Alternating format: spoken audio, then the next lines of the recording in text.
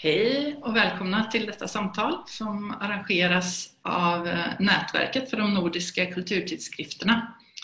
Vi har valt att kalla det här samtalet för Nordiskt perspektiv och det är en uppföljning på ett samtal som vi hade i maj med samma deltagare. Jag heter Maria Fell och jobbar på Nätverkstan i Göteborg där jag sitter nu och sänder från kontoret. Jag kommer leda samtalet och vi kommer att prata på de skandinaviska språken och på engelska. Deltagarna får själva välja vad man vill använda. Så vi hoppas att vi alla ska förstå varann.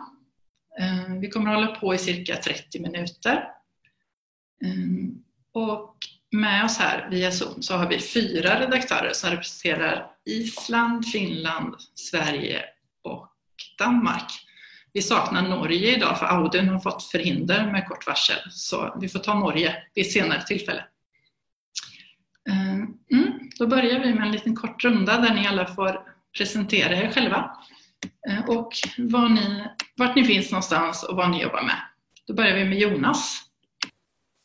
Hej, Jonas Gilbert heter jag. Jag är redaktionssekreterare för tidskriften Arke som ges ut i Göteborg, men jag befinner mig just nu i Stockholm där jag arbetar på Södertörns högskola. Sigrid? Ja, hej. Jeg hedder Sigrid Adamsson, og jeg er litteraturredaktør på magasinet Atlas, og jeg sidder i København lige nu. Anna? Hej, jeg ringer fra Island, fra fortiden. Her er klokka 8. Og jeg har vært redaktør på et anarkistisk kulturtidsskrift som heter Starafugl. Men jeg også arbejder på Universitetet i Island og er doktorstuderende. Og Paavo? Hi, I'm Paavo Heinonen. I'm the editor of Kautio, cultural magazine, which has been published here in Oulu, Finland, for 75 years. So Oulu or Ule or Borjas, someone might know it. Yeah. Thank you. Okej. Och samtalet idag kommer alltså vara en uppföljning på ett annat samtal som var i maj, som Olav här på Litteraturhuset höll i. Det finns att se på vår Facebook-sida Nätverkstan kulturtidskrifter också om man är intresserad av att se båda samtalen om man inte var med då.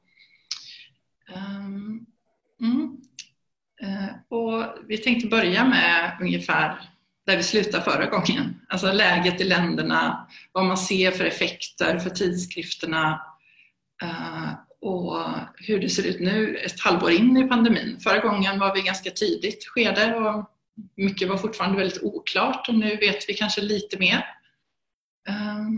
Så om vi börjar med en första runda så skulle jag vilja be er att kort beskriva läget. Både kanske lite grann hur det ser ut i landet i stort men också vad det har för effekter på tidskriftsbranschen och eran vardag som redaktörer. Vi börjar på Island tänker jag med Anna. Ja, alltså när det gäller situationen i landet har vi som kanske de flesta andra land fått lite strängare regler på det sista. Alltså för 3 veckor sedan kan man säga att en ny bölge startade igen som gjorde det att många kulturarrangemang har blivit avlysta. Och det var faktiskt några par ganska stora som skulle ske nu i august. Faktiskt var det en dejlig räcka konserter med den stora isländska konstnären Björk som skulle fira att vi har överlevt den första krisen. Den första bölgen skulle bli avhållt i Reykjavik, men dessvärre måste det bli avlyst. Detsamma för den stora, kanske den största årliga arrangemang i Reykjavik och Island. Och det är Gay Pride som sker alltid i andra veckan i august. Den blev dessvärre med väldigt kort varsel också avlyst på grund av de nya regler, nya restriktioner. För 2 dagar sedan så har vi också fått strängare reseregler. Det vill säga att alla som reser in till Island, oavsett från vilket land, blir nödt till att testa 2 gånger och vara i karantän som gör det omöjligt för turister att resa in i Island nästan. Så alla dessa förhåll har gjort som har haft stor påverkan på kulturlivet selvfølgelig, men kanske också på tidskrifter på en annan måte. Vi har sett mange kulturarrangementer bli flyttet på nettet, som ikke er så uvanligt nu i disse tider. Og når det gælder, hvis jeg skal sige veldig kort om hvordan det er på tidsskrifterne, så kan jeg sige, at kanskje den største påvirkning sker stadigvæk på dem, som er afhængige af turistbranchen. Og det er de par kulturtidsskrifter, som er rettet mod turisterne og mod engelsksproglige beboere af Island. På den andre side har vi en del tidsskrifter, som arbejder langsigtigt, og de er veldig afhængige af abonnementer, og de har et lidt mere stabil situation for tiden. Så de mærker ikke så stor en forskel, bortset fra selvfølgelig lidt mindre løssalg, som også har påvirket bokbranchen i Island. Så det er sådan väldigt kort de största rättningarna för tiden. Precis. Tack. Du pratade ju förra gången också om de här, just att vissa tidskrifter drabbas väldigt hårt och så. Har det kommit något stöd eller försöker man hjälpa dem för att finnas kvar? Jag tänker att det är tidskrifter som är väldigt viktiga för kulturen på Island. Ja, det som er specielt med Island er, at vi ikke har noget specifik støtte som er rettet mod tidsskrifter. Så de må finde ud af det selv, og nogle af dem har kommet på nogle veldig kreative løsninger. Den ene, Iceland Review, har faktisk haft planer. Sidste gang tror jeg, at jeg havde nævnt det også, om at udgive sin tidsskrift på islandsk, for at liksom få en ny målgruppe. Og det har de gjort nu. Så det har været deres måde liksom, at takle situationen på. Mens de andre prøver at nogle andre kreative modeller, som at sælge nogle merchandise og få nogle støtte fra sine læsere. Fordi de ellers, for eksempel Reykjavik Great Wine, som ellers er gratis tilgængelig. Så de liksom, de giver nogle ekstra tjenester for dem, som gerne vil støtte finansiere. Så desværre ikke noget fra selve riket. Det er andre tidsskrifter, som er tilknyttet nogle store foretagelser, for eksempel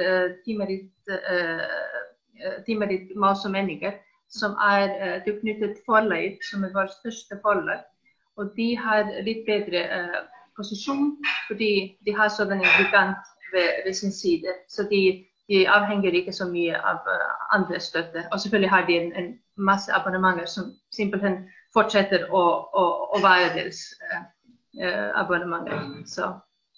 Ja, tack så mycket. And then Paavo, what's it like in Finland right now?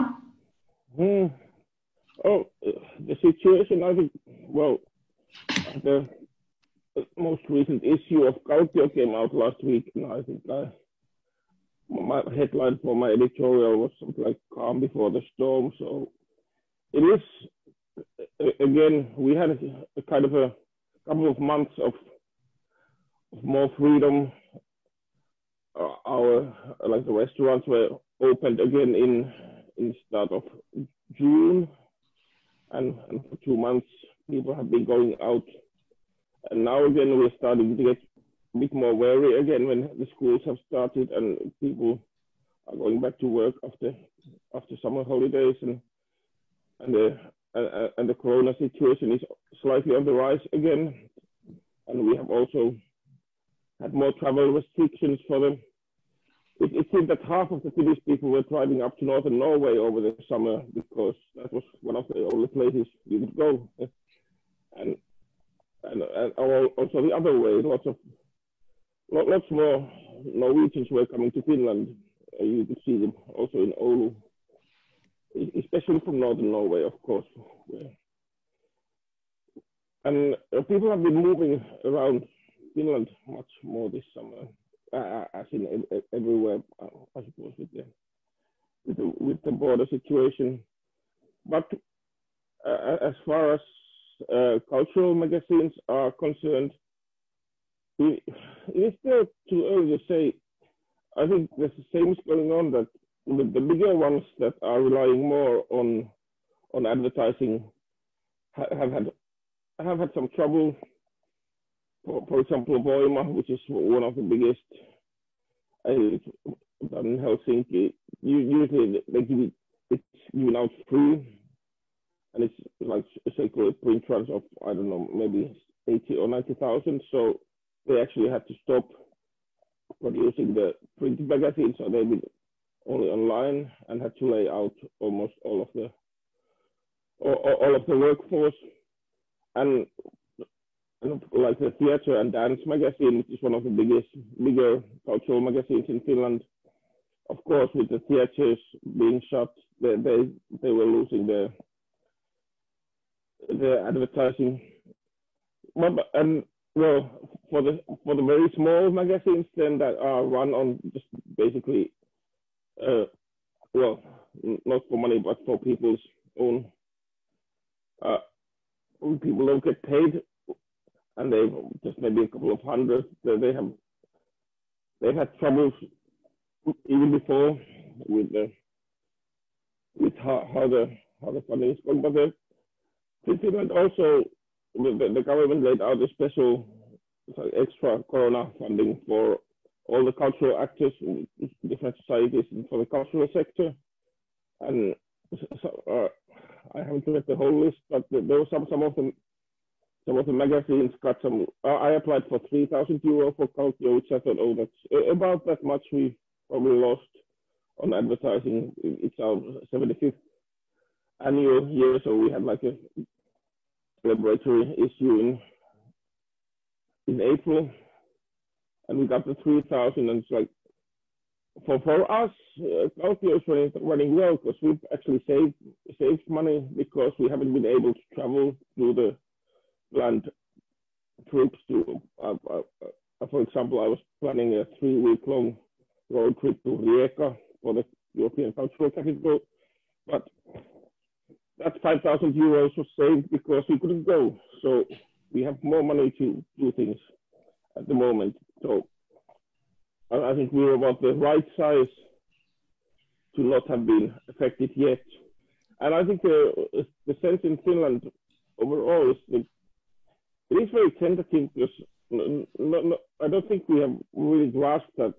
And well, I try not to believe that this will affect everything in the future, and we're still kind of waiting for what will happen next, and do we need to start closing down again, or how it will go. So yeah, it's quite a tentative situation, and the future is really difficult to say at the moment. Yeah. Thank you. That was really interesting that you said that some had stopped printing their magazines and went online all the way. Is there a discussion if that change will stay after the pandemic, or do they plan to go back, or do you know? I suppose they probably will go back because the distribution is so that they take them like parts. So it's like you have things. I don't know what do you call them. It's Metro, for example, like a newspaper that's out in the like free to take in the place, but that's how it's distributed. So at the moment, with people when people are not actually don't really want to take things so much that other things. So after this, I'm sure they will go back because that's where the revenue is in the advertising, in the printed paper. But I have been discussing with Helsinki, because we're here 400 miles or 600 kilometers north of Helsinki, and like if the Finnish corona has been censored around the capital, so we actually closed the Nyland area, like Helsinki area, for a period in the spring, and because that's where the disease was running. But yeah. Thank you. Då går vi till Sigrid i Köpenhamn. Ja, jeg synes, det er rigtig svært at sige noget generelt, og også at sige noget meget anderledes end det, jeg sagde sidste gang. Jeg synes, tiden er det underligste ved coronasituationen. Det er ligesom om, tiden går i slow motion, men går også meget hurtigt. Men jeg synes, man kan sige helt konkret her i Danmark, så har vi jo planlagt nogle faser af en genåbning. Og man kan jo se nu, fordi den nye bølge er begyndt, at visse dele af genåbningen er blevet standset en smule. Men vi er et sted lige nu, hvor der synes at være et smittetryk, der nogenlunde, altså det stiger ikke eksponentielt lige nu, men og vi begynder at kunne samles flere og flere mennesker. Og jeg kan i hvert fald mærke her i København, altså det er jo, man må mødes, man må stadigvæk kun mødes op til 100 mennesker, men der er der nogle koncerter, nogle mindre koncerter, og der skal også være et mindre Pride-arrangement i morgen.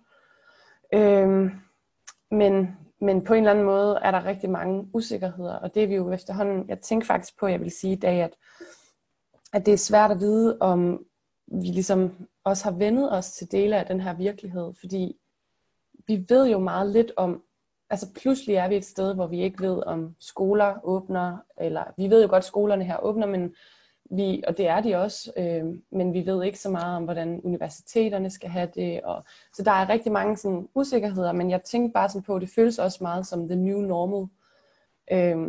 Vi skal til at bære masker fra i morgen, tror jeg, eller fra i dag, i offentlig transport. Så det hele er, altså, jeg beundrer meget dem, der kan skrive tykke bøger om corona, fordi jeg ved ikke, hvordan det lykkes nogen at konkludere særlig meget. Alt er meget åbent. Men vi kan jo så se, nu bevæger mig lige hen til kulturlivet. Altså vi kan jo se, at vi har måttet sætte pause her i Danmark på at organisere os mere som kulturmedier. Jeg har jo talt meget om i det her regi, at vi i Danmark får en meget lav støtte til kulturtidsskrifterne. Og at vi generelt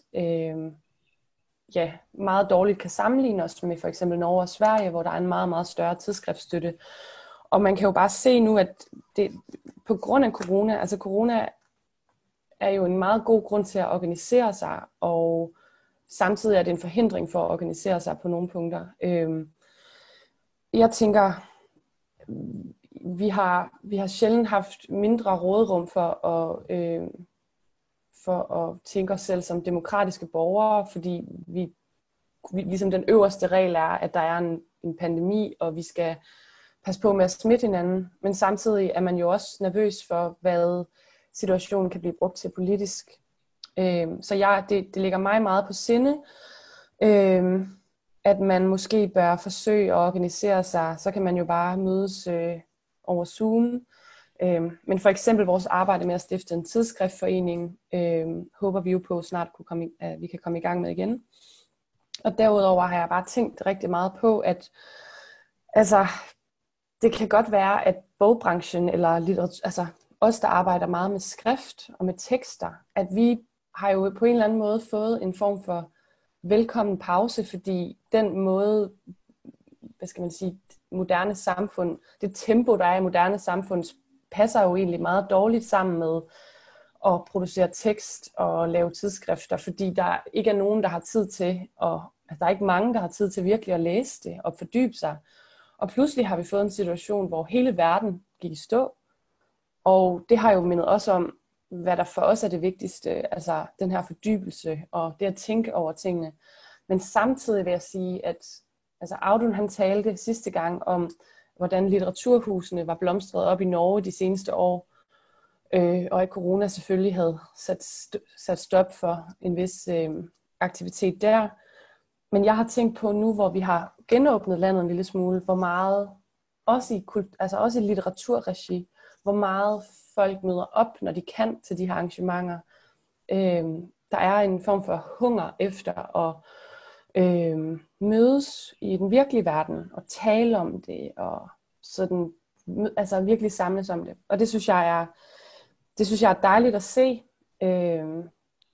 Men jeg tror, som jeg sagde sidste gang, så ser vi det på Atlas i hvert fald meget som en anledning til at fordybe sig og også fremhæve det vigtige ved det. Altså, og at vi som borgere har tid til det.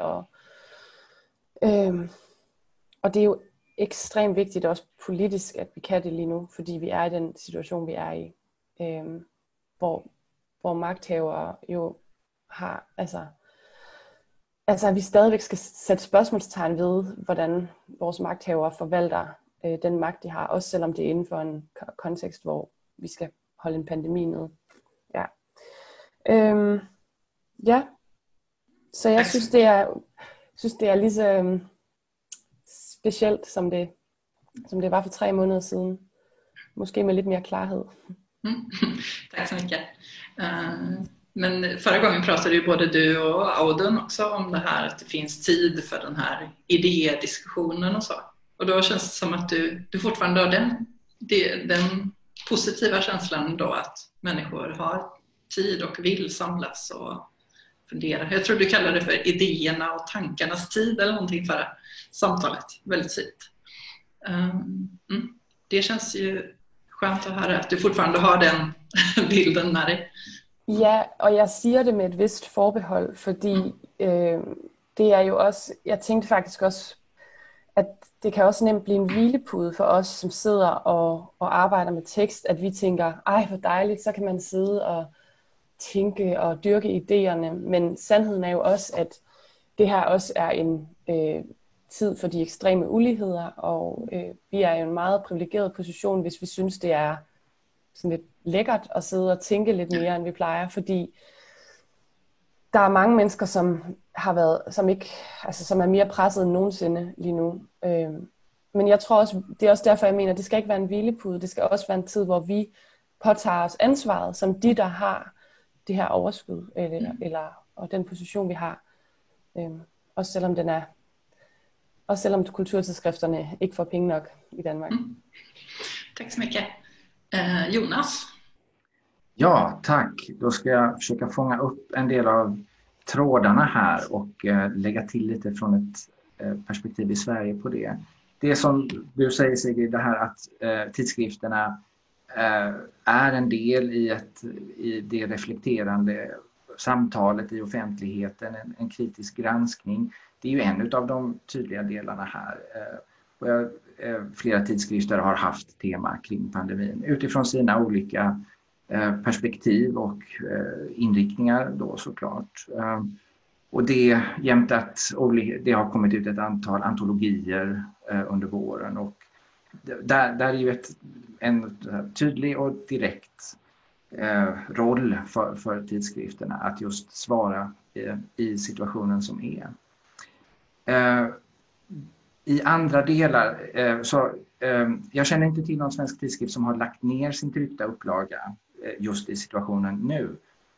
Men säkert har många ökat online-aktiviteter genom att ha releaser digitalt till exempel, eller genom att publicera mer material på hemsidor eller i andra kanaler.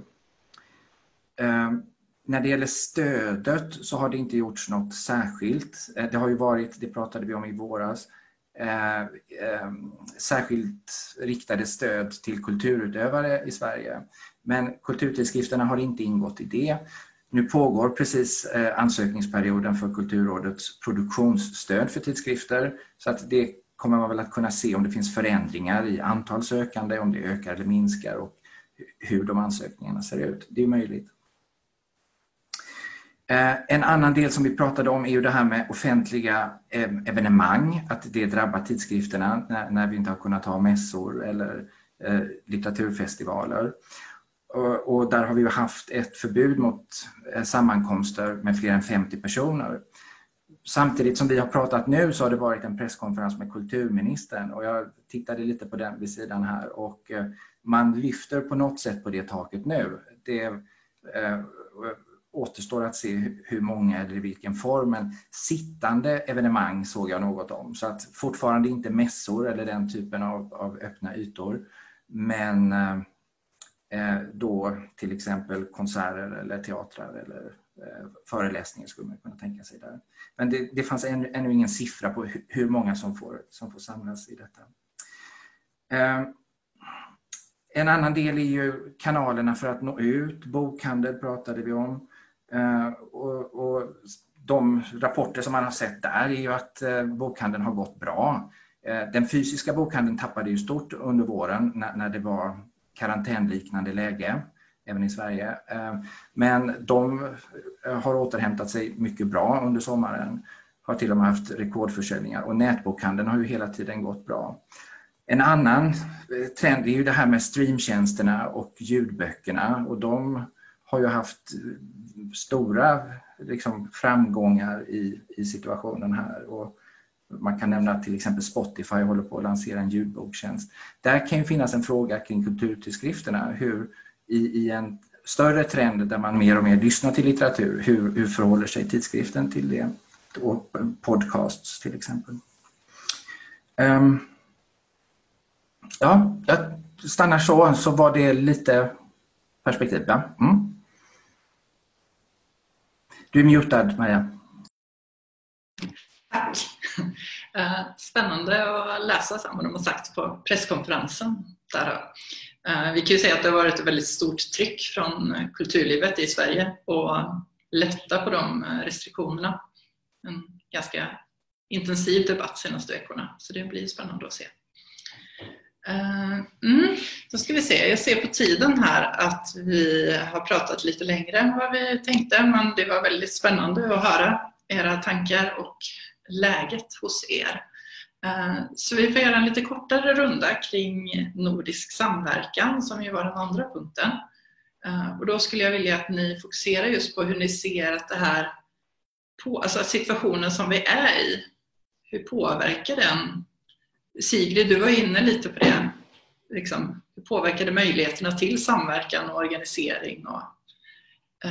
Och vilka är de viktigaste sakerna att ändå försöka samverka kring mellan länderna? Det är ju fortfarande så och kommer att vara en ganska lång tid framöver att vi inte kan resa till varandra som vi brukar. Men att vi får hitta andra vägar. Och vad ska vi då fokusera på? Framförallt när det gäller vårt arbete kring tidskrifterna då. Ja, då börjar vi på Island igen om Anna har några tankar. Ja, men jag syns egentligen att det här nordiska nätet för tidskrifter är ju en fantastisk idé och fantastiskt initiativ. Kanske särskilt när det gäller att komma alla tidskrifter för alla nordiska länder samman. Island är kanske alltid lite på utkanten nu. Så jag syns faktiskt att det är ganska god start, även om coronaperioden har på en måte påverkat den lite. Men jag vet om planer för några festivaler i framtiden. Och bara det att folk möts och känner till varandra är ju ett fantastiskt stort skritt och viktigt skritt för någon form av samarbete. Så jag syns det är väldigt, väldigt positivt, i alla fall på landet som är lite på utkanten av kontinenten. Så det är en väldigt god start. Tack. Sigrid? Ja, jeg skal være sikker på, hvad du spurgte om. Jeg tænker, du har spurgt til, hvordan vi tænker det nordiske samarbejde i den her situation. Altså, jeg synes jo, det uanset hvad, hvis man har et nordisk samarbejde, så vil man jo ikke kunne mødes hele tiden alligevel. Jeg tror bare, at jeg har tænkt i den her tid, og det har vi også tænkt på Atlas, at sådan, det er meget tydeligt, at vi er en del af et økosystem, og der er ikke nogen grund til, at det økosystem ikke også kunne indbefatte Norge, Sverige, Finland og Island for eksempel. Og jeg har også tænkt rigtig meget på simpelthen at etablere nogle samarbejder med andre tidsskrifter om udveksling af tekster, og faktisk i virkeligheden endnu mere at skrive om litteratur fra de nordiske lande. Altså simpelthen aftale med hinanden, at man skriver om hinandens kulturliv, fordi det bare er så oplagt at samarbejde med kulturlivet i nogle andre lande, og ligesom bare begynde at sige, at vi er en del af et større system. Men ja, altså lige nu er det vanskeligt, og jeg tænkte også på, måske en lille smule paradoksalt i forhold til det, jeg sagde lige før, men jeg synes også, at i den her krisetid, så kommer man nemt til at tænke, det tager vi os af senere, eller det sætter vi gang i senere, fordi man er i gang med at tage sig af det, der er lige foran en. Men jeg kunne godt tænke mig, at noget af det, der kom ud af den her tid, var en større udveksling simpelthen med materiale, og så må vi mødes, når vi kan. Men jeg tror, at der er masser af potentiale for samarbejde lige foran næsen på os. Tak. Pavel? Yeah, from Culture's point of view, because our Nordic cooperation is mostly within the northern area, like in the Arctic and up here in the north, and travel restrictions mean that we haven't been able to go to Norrbotten, or I haven't had time to go to northern Norway, and now we restricted again. And I was just thinking that we might need some sort of new initiatives, maybe try to find some more money for translation, because I was thinking that I may have to start having some getting some stories from northern Sweden, for example, Norrbotten in Swedish that I would publish in translation, and then there is that extra step and extra money needed. But this will probably, I'm also thinking that like this might actually encourage us to do something more in the virtual, in the internet, in the digital publishing side, and just trying to find some time to do some cooperation and contact the people in the other people, and then try to think about what to do. Because everything so far has been just the time goes to running day-to-day things. But I'm still, like the Helsinki Book Fair, the biggest event in publishing world in Finland, was just cancelled yesterday, and it's announced that it's only going to be in virtual event discussions on the internet and so on. Of course, that helps that you can follow it everywhere in the world now, but it's not the same. And also, we have been planning this in the next conference in a year in Copenhagen or near Göteborg, and it's really kind of difficult to plan that far ahead at the moment. So I'm still in a bit of a in between things, not having been able to kind of sit down and think about the future. Yeah, I think we will share that feeling of it's hard to plan for the future. And it's like during the spring it was okay to make plan A and plan B for everything, but now you don't really have the energy to do that anymore. Yeah, so we'll see. Okej, tack. Jonas?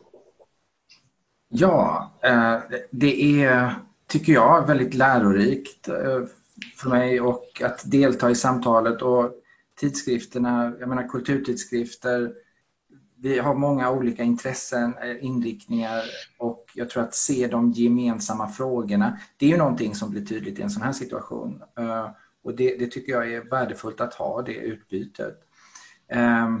Och utifrån konferensen som var förra hösten också innan pandemin, så finns det ju ett nätverk kring det. Så att det är givande, tycker jag. Det är sen ifall hur man fortsätter eller vad det kan liksom växa fram ur det vet jag inte riktigt, men att det är väl värt att fortsätta ett samtal. Tack. Det kändes väldigt bra. Vi har en del saker att ta med oss framåt. Som jag sa i början så fortsätter ju vårt arbete härifrån Göteborg med det nordiska nätverket. Vi har ju fått lite nya pengar och kommer att jobba på. Och målsättningen är ju att vi ska kunna träffas i Bergen troligtvis hösten 2021. Vi försöker hålla det som plan A än så länge. Och vi får se. Antingen så ses vi alla eller så ses vi några. Och så löser vi så att man kan vara med på andra sätt också. Men det är flera av de här frågorna som ni har tagit upp som återkommer i många av de samtalen vi har haft kring utbyte av texter och idéer, och att man ser att det finns liksom det här nordiska ekosystemet eller tankevärlden som är spännande att jobba vidare med. Så det får vi försöka ta med oss till den konferensen, tänker jag. Ja, jag får säga tack så jättemycket för idag. Tack till Jonas, Sigrid, Anna och Paavo. Och så hörs vi snart igen. Tack så mycket. Ha det så bra. Hej då!